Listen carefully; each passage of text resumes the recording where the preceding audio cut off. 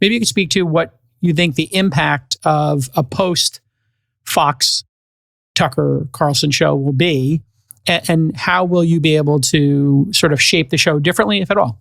And what's the mission here? That was just my first question we never really got to, which is post-Fox, post-money, post-fame. What is Tucker Carlson's mission statement going forward? What is your goal here? Just the same as before, and I should just be extra clear. I wish I could tell horror stories about Fox, forcing me to take some line or other, but they really didn't.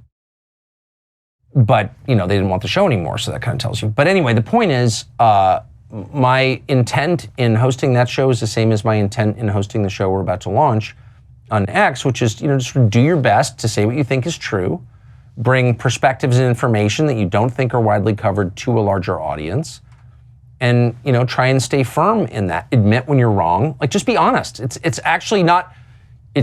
I got in this business because I hadn't graduated from college, and my father's like, it's a pretty pure meritocracy in journalism. You should do it. You got to have a subscription component to it, and of course, we're selling ads against our content, and we'll be doing that on X and on tuckercarlson.com, where we'll be hosting the subscription part of it. Of course, we're selling ads. We'll have network ads too. I mean, there are lots of different things you can do.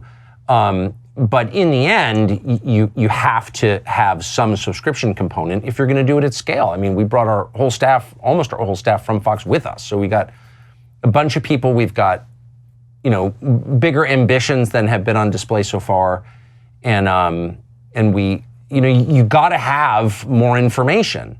And I would just say this about just having been in this one business my whole life: the range of stories is the problem. It's not that the stories are all totally dishonest. Some are dishonest, but some are not. They're technically true, but they're taken from such a small pot of stories that it's crazy. There's all this stuff going on, and it's just not. I mean, I was completely obsessed and remain obsessed with the industrial sabotage of the Nord Stream pipeline.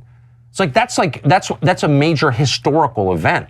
Like, you just ended the EU. You just hobbled the economic engine of Europe, which is Germany. And who did that? And there were very few stories on that. That's a very big deal. And again, back to the curiosity thing, but it's more than that. It's people sort of know where not to go. And I just feel like first of all, that's soul death.